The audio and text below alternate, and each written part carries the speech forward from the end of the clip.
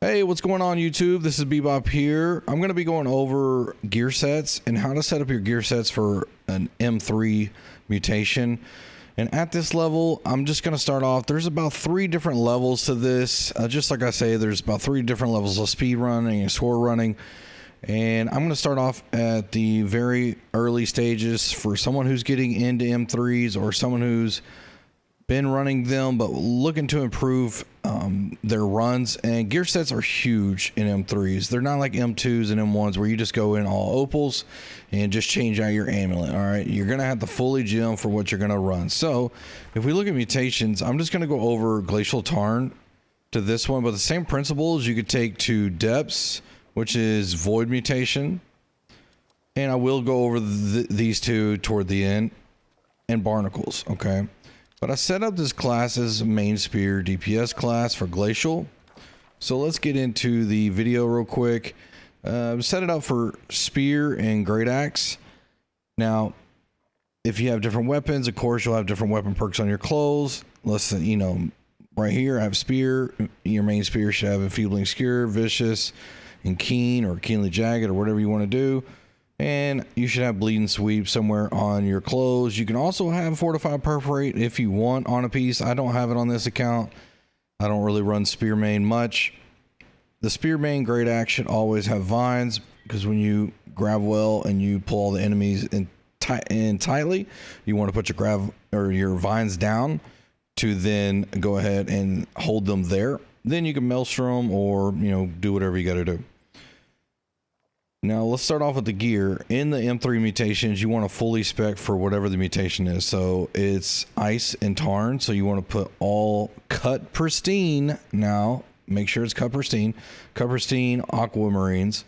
And so that way I'm going to be 62.9 ice damage resistance. So now on the bosses, you'll change, and I'll show you how to do that here. So if we go over the gear, enchanted ward on every piece is what you want if you can. If you don't, at least 3 enchanted ward pieces is pretty much a must in an M3. Now you can get away with not, but it's just going to make your life a lot harder. So right here I have enchanted ward, ice harnessing, and health. Right here I have enchanted ward, refreshing, and health. And arbor conditioning, which isn't going to do anything for us. Enchanted ward, bleeding sweep. I have the attuned leather pants. I usually rapier main, so I have my weapon perk on my pants. If you want to put bleeding sweep, if you're a spear main and you want to put that on your attuned leather pants or fortified perforate or whatever, then feel free to do that. And then I have medium footwear, enchanted ward, and refreshing. So make sure you have health potions. Make sure you have regens, make sure you have hearty meals, and if you want to, they're expensive, but the regeneration serums for big pulls or in the boss fights, it's going to help get you stamina regen and your health regen faster. Now there's my spear, there's my great axe, and with the great axe you want keen, vicious, and enfeebling maelstrom. That's what you want on there. That's just basically perfect. I have vines. Always keep ammo on me in case I want to switch to blunderbuss at certain parts. I can do that, and always have ammo in all 3 gear sets. And then I have frozen and divine and health. The better one would maybe be, you know, instead of divine, in power. But with a spear, you basically are always going to be in power, be in a power cap. I mean, you get in power anytime you skewer, so you'll be just fine.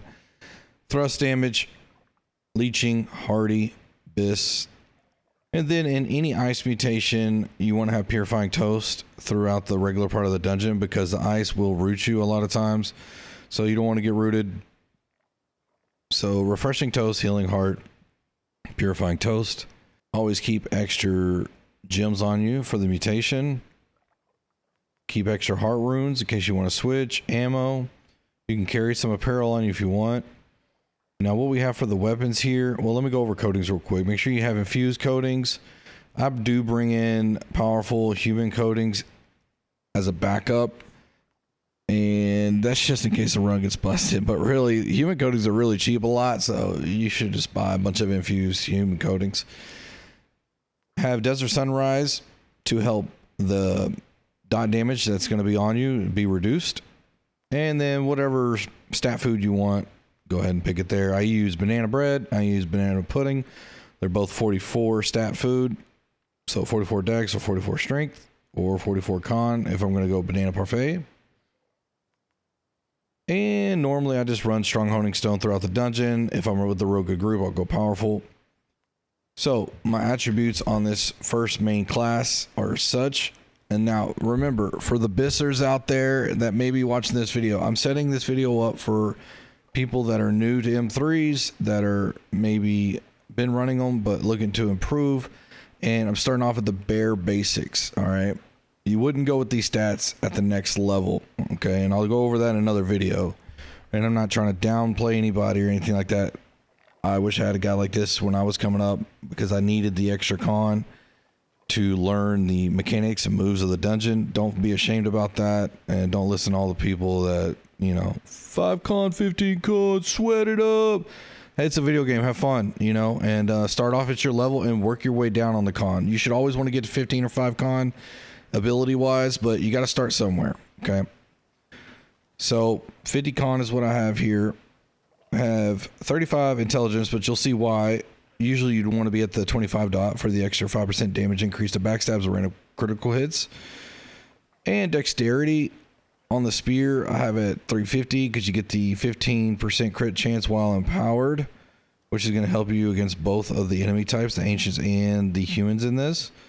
Now at that next level, you would be 350 strength on the main part of the dungeon, and then on the bosses you could switch to, you know, 350 dex, or you could just leave it the same.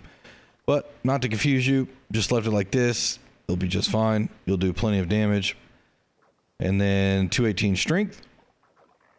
Now if we go to our second set, I have it hotkeyed, so all I have to do is press left arrow and boom, I'm to my next set. Okay, you should want to hotkey whatever your next set is, so that way you can do it without coming into this menu and maybe running off the bridge or whatnot. But if you come into this menu, select your first boss set. Now, the first boss set, and the reason why you should separate from your main dungeon set, is because you want to have strike amulet for this boss. The first boss is the troll boss. He does a lot of strike damage, okay? If you're meleeing, and this is also set up to melee. It's not set up to range, okay? Let's get in there and learn how to melee, okay? If you don't ever get in there and try to make yourself better, then you just stand on the outside and shoot, then, you know, it's going to make that fight a lot longer because the boss turns and zooms over to you so much more. And then the DPS and the tank are running everywhere trying to figure out, you know, how to get to them with the slow of the storm. Just please learn how to melee, get in there. I built this as a medium set for you. That's very easy to get in there. You're well protected, and you'll learn the mechanics, and it'll just make life a lot easier. Let's step up our game, people. All right. I go ice gems and everything else, but the strike resistant amulet. So I'm 20% strike resistance, 42% ice. And so that way, if he turns around real quick and slaps you, you'll be able to survive a hit. Now, with the extra con and the medium gear, never really ran that before on him, but you might be able to take 2, but I wouldn't chance it. Stat-wise, I am 358, 187, 40. If you find that easy and you want to switch to make it a little bit, harder, I have the artifact rapier in here, the finisher, to do the extra damage to bleeding targets, 15% more damage to bleeding targets. I have this piece right here that is a split, so I didn't want to buy another piece with strike conditioning. That's another thing that you want on your clothes, is strike conditioning on every piece. You want to try to max out your refreshing if you can, but I couldn't find any heavy gloves with strike conditioning, so it is what it is, but I have it on 3 pieces. If you have 3 enchanted war pieces with strike conditioning, it's way better, but this is what I have on this account. It's an alt account. And let's see, let's go to the last set here.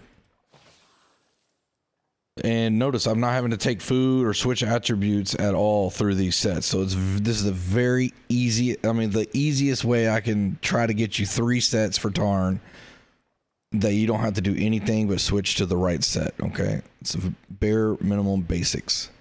Now, this set, I don't have this weapon slotted. I was using this in the slot, which is a split stack, strength and con, because you want a ranged item on you for the last boss fight for when the green circles pop up. You can shoot them and take them out. Now, with this, it makes my con go up to 43, as you can see at the bottom left. I'm not at the 200 on strength where I really want to be. So, if I had another blunderbuss, let's say like this one, that had better perks, I could go over the 208. I'm at 25 con. I have my slash amulet in here, and I have my slash earring. So I'm about 25% slash resistance and 36% ice. So you do not want despised on your earring, by the way. I just put that in there because I didn't have another earring to go with on this account, which is kind of crazy to think about. Don't have despised on your earring as DPS. This guy signed up yesterday as that, and I'm like, oh my god, don't do it. This was just to show you stat wise. So you want to be about 25 resistance on the slash. With the full strength blundy, you get to the 208 strength and the 350 dex. And you should be good to go with all this protection. If you look here, you're at 1970.8. All right, that's a lot of protection. If I go back up to my DPS class, I'm at 969 physical and 881 elemental. So you can see a big difference. All right, now you could take those same principles and apply it to Depths. Depths first boss. So the main dungeon, you would run void protection. And then the first boss, usually, I mean, I don't want to confuse, but you would always have a void set for the first boss. But since you're already in void, you're good to go.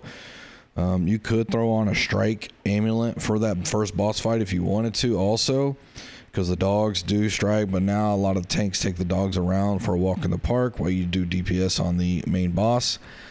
Make sure they only 2 go up on the right side on the first wave. If not, it might glitch it out. And then Thorpe at the very end of Depths, you're gonna you might just want to go ranged if you're beginning. I would say go, medium.